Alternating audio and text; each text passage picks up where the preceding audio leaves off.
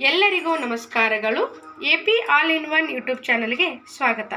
ಇವತ್ತಿನ ದಿನ ನಾವು ಕೆಮ್ಮು ಮತ್ತು ಕಫಕ್ಕೆ ಮನೆಯಲ್ಲೇ ಹೇಗೆ ಔಷಧಿ ತಯಾರಿ ಮಾಡಿಕೊಳ್ಳುವುದೆಂಬುದನ್ನು ನಾವೀಗ ತಿಳಿದುಕೊಳ್ಳೋಣ. ಇದು ಕೆಮ್ಮು ಮತ್ತು ಕಫಕ್ಕೆ ತುಂಬಾ ಒಳ್ಳೆಯ ದಿವ್ಯ ಔಷಧಿ ಅಂತ ನಾವಿಲ್ಲಿ ಹೇಳ್ಬೋದು. ನಾವು ಕೆಮ್ಮು ಮತ್ತು ಕಫಕ್ಕೆ ಔಷಧಿ ತಯಾರಿ ಮಾಡಿಕೊಳ್ಳಲಿಕ್ಕೆ ಏನೇನು ಬೇಕು ಅಂತಂದರೆ, ನಾನಿಲ್ಲಿ 4 ವೀಳ್ಯದೆಲೆಯನ್ನು ತೆಗೆದುಕೊಂಡಿದ್ದೀನಿ, 4 ಲವಂಗ ತೊಗೊಂಡಿದ್ದೀನಿ, ಸ್ವಲ್ಪ ಕಾಳು ಮೆಣಸು ತೊಗೊಂಡಿದ್ದೀನಿ, ಜೊತೆಗೆ ಹಸಿ ಶುಂಠಿಯನ್ನು ತೊಗೊಂಡಿದ್ದೀನಿ, ಮತ್ತು ಬಿಳಿ ಈರುಳ್ಳಿ, ಜೇನುತುಪ್ಪ, ಇಷ್ಟು ಸಾಮಗ್ರಿಗಳು ನಮಗೆ ಬೇಕು.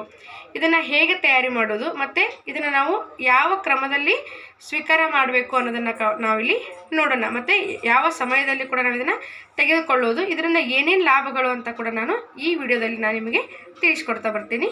ನೋಡಿ, ಈ ಒಂದು ಔಷಧಿಯನ್ನು ನಾವು 3 to 4 ಡೇಸ್ ನಾವು ಕಂಟಿನ್ಯೂಸ್ ಆಗಿ ತೊಗೊಂಡ್ರೆ ಖಂಡಿತವಾಗ್ಲೂ ನಮಗೆ ಕೆಮ್ಮುವಾಗ ನಮಗೆ ಕಫ ಬರ್ತಿರುತ್ತಲ್ಲ, ಅದೆಲ್ಲವೂ ವಾಸಿ ಆಗಿಬಿಡುತ್ತೆ. ಮೂಗು ಕಟ್ಟದಾಗೋದು, ಶ್ವಾಸಕೋಶದಲ್ಲಿ ಸಮಸ್ಯೆ ಇರೋದು, ಇದೆಲ್ಲದಕ್ಕೂ ಇದೊಂದು ರಾಮಬಾಣ ಅಂತಲೇ ಹೇಳ್ಬೋದು. ಇದನ್ನು ನಾವು ತಯಾರು ಮಾಡಿಕೊಳ್ಳಿಕ್ಕೆ ನಾವು ಇದನ್ನು ಗ್ರೈಂಡ್ ಮಾಡ್ಕೋಬೇಕು. ಸೊ ಫಸ್ಟಿಗೆ ನಾನಿಲ್ಲಿ ಈರುಳ್ಳಿನ ಕಟ್ ಮಾಡ್ಕೋತೀನಿ.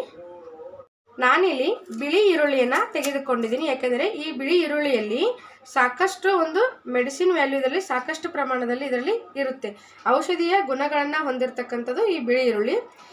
ಇದರಿಂದ ಶೀತ ಬೇಗನೆ ಕಡಿಮೆ ಆಗುತ್ತೆ. ಯಾರಿಗೆ ತುಂಬ ಶೀತ ಅನ್ನಿಸ್ತಿರುತ್ತೋ ಅಥವಾ ಮೂಗು ಕಟ್ಟಿರುತ್ತೋ, ಮೂಗಲ್ಲಿ ತುಂಬಾ ಉಸಿರಾಡೋಕ್ಕೆ ತೊಂದರೆ, ನಮಗೆ ಮೂಗು ಕಟ್ಟಿ ಉಸಿರಾಡೋಕ್ಕೆ ಆಗದೇ ಇರೋ ಸಮಯದಲ್ಲಿ ನಾವು ಈ ಈರುಳ್ಳಿಯ ಒಂದು ರುಬ್ಬಿಬಿಟ್ಟು 2 ಹನಿನ ನಾವು ಮೂಗಿನ ಹರಳಿಗೆ ಹಾಕ್ಕೊಂಡ್ರೆ ಏನಾಗುತ್ತಂದರೆ ಬೇಗನೆ ನಮಗೆ ಉಸಿರಾಡಲಿಕ್ಕೆ ಈಸಿ ಆಗುತ್ತೆ. ಸೊ ನಾನಿಲ್ಲಿ ಒಂದಿಷ್ಟು ಈರುಳ್ಳಿನ ತೆಗೆದುಕೊಂಡಿದ್ದೀನಿ. ಇದನ್ನು ನಾವೀಗ ಗ್ರೈಂಡ್ ಮಾಡ್ಕೊಳ್ಳೋಣ. ನೋಡಿ, ಈ ಥರ ನಾವೇನು ಮಾಡಬೇಕು, ಇಲ್ಲಿ ಈರುಳ್ಳಿನ ಗ್ರೈಂಡ್ ಮಾಡ್ಕೋಬೇಕು. ಇದು ಕಣ್ಣಿಗೆ ಕೂಡ ತುಂಬಾ ಒಳ್ಳೆಯದು, ಹಾಗೆ ಶೀತ ಕಡಿಮೆ ಆಗಲಿಕ್ಕೂ ನಮಗಿದು ತುಂಬಾ ಒಳ್ಳೆಯದು. ನಾನಿಲ್ಲಿ 2 ಇಂಚು ಗಾತ್ರದಷ್ಟು ಏನು ಮಾಡ್ತಿದ್ದೀನಿ ಅಂದರೆ ಹಸಿ ಶುಂಠಿಯನ್ನು ತೆಗೆದುಕೊಂಡಿದ್ದೀನಿ. ಈ ಹಸಿ ಶುಂಠಿಯನ್ನು ಸ್ಮ್ಯಾಶ್ ಮಾಡಿಬಿಟ್ಟು ನಾವು ಇದನ್ನು ತಲೆನೋವಿದ್ದಾಗ ತಲೆಗೆ ಹಚ್ಕೊಂಡ್ರೂ ಕೂಡ ತಲೆನೋವು ಬೇಗನೆ ಕಡಿಮೆ ಆಗುತ್ತೆ. ಆಮೇಲೆ ನಾನಿಲ್ಲಿ 4 ಲವಂಗನ ತೊಗೊಂಡಿದ್ದೀನಿ. ಇಲ್ಲಿ 4 ಕಾಳು ಮೆಣಸನ್ನು ಕೂಡ ನಾನಿಲ್ಲಿ ತೆಗೆದುಕೊಂಡಿದ್ದೀನಿ. ಜೊತೆಗೆ ನಾನು ಏನು ಮಾಡ್ತಿದ್ದೀನಿ ಅಂದರೆ ವೀಳ್ಯದೆಲೆನ ಈ ಥರ ಕಟ್ ಮಾಡಿಬಿಟ್ಟು ಹಾಕ್ತೀನಿ. ವೀಳ್ಯದೆಲೆ ಡೈಜೆಷನ್ಗೆ ತುಂಬಾ ಒಳ್ಳೆಯದು, ಅದಕ್ಕೆ ಊಟ ಆದಮೇಲೆ ವೀಳ್ಯದೆಲೆನ ನಾವು ಸೇವಿಸ್ತೀವಿ. ಜೊತೆಗೆ ಇದರಿಂದ ಶೀತ, ಕೆಮ್ಮು ಮತ್ತು ಕಫ ಕೂಡ ತುಂಬಾ ಬೇಗ ಕಡಿಮೆ ಆಗಿಬಿಡುತ್ತೆ. ಅಷ್ಟೇ ಅಲ್ಲ, ನಾವು ಒಂದು ವೀಳ್ಯದೆಲೆಗೆ ಹರಳೆಣ್ಣೆ ಹಚ್ಚಿಬಿಟ್ಟು ದೀಪಕ್ಕೆ ಕಾಯಿಸ್ಬಿಟ್ಟು ಆ ಕಪ್ಪನ್ನು ಮಕ್ಕಳ ಎದೆಗೆ ಹಚ್ಚಿದ್ರೂ ಕೂಡ ಬೇಗನೆ ಕಫ ಕೂಡ ಕಡಿಮೆ ಆಗುತ್ತೆ. ಅಂಥದ್ರಲ್ಲಿ ನಾವು ಇದನ್ನು ಸ್ವೀಕಾರ ಮಾಡಿದ್ರೆ ಖಂಡಿತ ಬೇಗನೆ ಕೆಮ್ಮು ಮತ್ತು ಕಫ ಕಡಿಮೆ ಆಗುತ್ತೆ. ಸೊ ನಾವು ಇದನ್ನು ಫಸ್ಟಿಗೆ ಸ್ವಲ್ಪನೇ ನೀರು ಹಾಕಿಬಿಟ್ಟು, ನಾನಿಲ್ಲಿ ಗ್ರೈಂಡ್ ಮಾಡ್ಕೊಳ್ಳೋಕ್ಕೆ ಸ್ವಲ್ಪ ನೀರು ಹಾಕ್ತೀನಿ. ನೋಡಿ, ಹಾಕ್ಬಿಟ್ಟು ಇದನ್ನು ನುಣ್ಣಗೆ ನಾವೇನು ಮಾಡ್ಕೋಬೇಕಂದ್ರೆ ರುಬ್ಕೋಬೇಕು.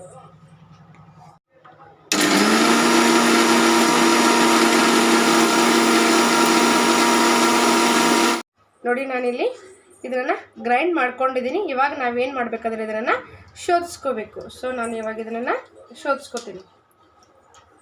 ಒಂದು ಬೌಲಿಗೆ ನಾವೇನು ಮಾಡಬೇಕಂದ್ರೆ ನೀಟಾಗಿ ನಾವು ಅದನ್ನು ಶೋಧಿಸ್ಕೋಬೇಕು.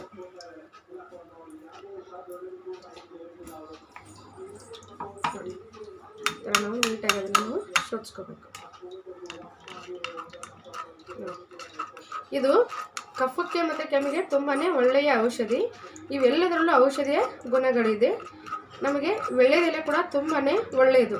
ಶೀತ, ಕೆಮ್ಮು, ಕಫ ಯಾವುದಕ್ಕಾದ್ರೂ ಹಾಗೆ ಕೂಡ ಎಲೆನ ನಾವು ತಿಂದುಬಿಟ್ಟು ನೀರು ಕುಡಿಬಾರ್ದು ಒಂದು 5 ನಿಮಿಷ.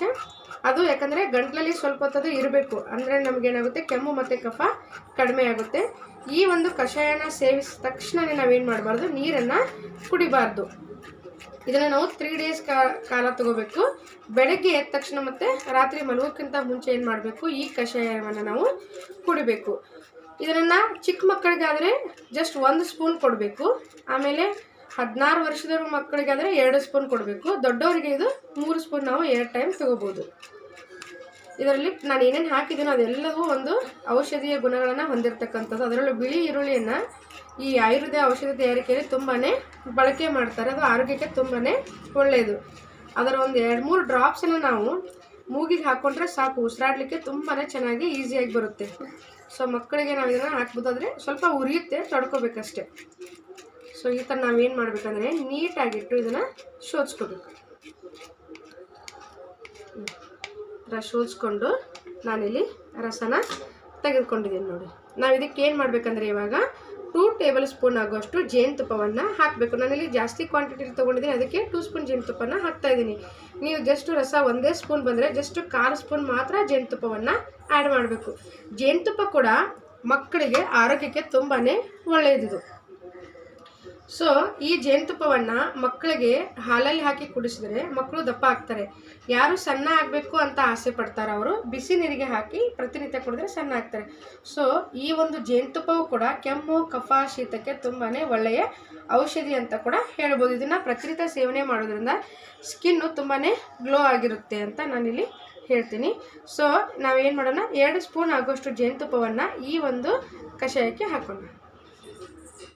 ನೋಡಿ, ಈ ಥರ ನೀಟಾಗಿ ನಾವೇನು ಮಾಡಬೇಕು, ಎಲ್ಲವನ್ನು ಈ ಥರ ಫಿಲ್ಟರ್ ಮಾಡ್ಕೋಬೇಕು. ನೋಡಿ, ವೇಸ್ಟ್ ಮಾಡಬೇಡಿ. ಇದು ನಮಗೆ 2-3 ದಿನಗಳ ಕಾಲ ಬೇಕಲ್ವ, ಸೊ ವೇಸ್ಟ್ ಮಾಡ್ದಂಗೆ ಈ ಥರ ನಾವೇನು ಮಾಡಬೇಕು, ನೀಟಾಗಿ ಶೋಧಿಸ್ಕೋಬೇಕು. ನೋಡಿ, ಇಷ್ಟು ನಾನೇನು ಮಾಡಿದ್ದೀನಿ, ಹಿಂಡ್ಬಿಟ್ಟು ರಸನ ತೆಗೆದುಕೊಂಡಿದ್ದೀನಿ. ಸೊ ಈಗ ಔಷಧಿ ರೆಡಿಯಾಗಿದೆ. ನಾವು ಇದಕ್ಕೆ ಜೇನುತುಪ್ಪನ ಆ್ಯಡ್ ಮಾಡೋಣ. ಸೊ ನಾನು ಈ ಕ್ವಾಂಟಿಟಿಗೆ ಏನು ಮಾಡ್ತಿದ್ದೀನಿ ಅಂದರೆ, ಇಲ್ಲಿ ನೋಡಿ 1.5 ಸ್ಪೂನ್ ಆಗೋಷ್ಟು ಮಾತ್ರ ನಾನಿಲ್ಲಿ ಜೇನುತುಪ್ಪವನ್ನು ಹಾಕ್ತೀನಿ.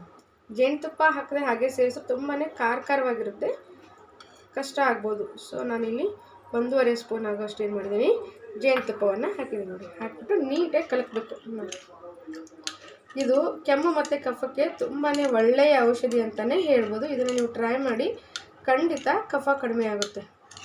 ಮಕ್ಕಳಿಗೆ ಆದರೆ ಬೆಳಗ್ಗೆ 1 ಸ್ಪೂನು, ರಾತ್ರಿ 1 ಸ್ಪೂನ್ ಆದರೆ ಸಾಕು. ಇದು ದೊಡ್ಡವರು 3 ಸ್ಪೂನ್ ತೊಗೊಳ್ಳೇಬೇಕು. ನೋಡಿ, ಕೆಮ್ಮು ಮತ್ತು ಕಫಕ್ಕೆ ಒಂದು ರಾಮಬಾಣ ಅಂತಲೇ ನಾವು ಇದನ್ನು ಹೇಳ್ಬೋದು. ಇದರಲ್ಲಿ ಎಲ್ಲದರಲ್ಲೂ ದಿವ್ಯ ಔಷಧಿನೇ ಇದೆ. ಈ ಹಸಿ ಶುಂಠಿ ಅಂತೀವಲ್ಲ, ಅದನ್ನು ಸ್ವಲ್ಪ ಪೇಸ್ಟು ತಲೆನೋವು ಇದ್ದಾಗ ನೀವು ತಲೆಗೆ ಹಚ್ಕೊಡ್ರಿ, ಖಂಡಿತ ತಲೆನೋವು ಕಡಿಮೆ ಆಗಿಬಿಡುತ್ತೆ. ನೋಡಿ, ಕಾಳುಮೆಣಸು, ಲವಂಗ ಇದು ಕೂಡ ಆರೋಗ್ಯಕ್ಕೆ ತುಂಬಾ ಒಳ್ಳೆಯದು, ಮತ್ತು ವೀಳ್ಯದೆಲೆ ಡೈಜೆಷನ್ಗೆ ತುಂಬಾ ಸಹಾಯವಾಗುತ್ತೆ. ಸೊ ಇದನ್ನು ಆವಾಗವಾಗ ನಾವು ಸೇವಿಸ್ತಾ ಬಂದರೆ ನಮಗೆ ಕೆಮ್ಮು ಮತ್ತು ಕಫ ಆವಾಗವಾಗ ಬರಲ್ಲ. ನೋಡಿ, ಈ ಒಂದು ಔಷಧಿಯನ್ನು ನಾವು 2-3 ಸ್ಪೂನ್ ಏನು ಮಾಡಬೇಕು, ಸೇವನೆ ಮಾಡಬೇಕು, ಬೆಳಗ್ಗೆ ಮತ್ತು ರಾತ್ರಿ. ಮಕ್ಕಳಿಗಾದರೆ 1 ಸ್ಪೂನು, ಮಧ್ಯಮದವರಿಗೆ 2 ಸ್ಪೂನು, ದೊಡ್ಡವರಿಗೆ 3 ಸ್ಪೂನು. ಸೊ ಈಗ ರೆಡಿ.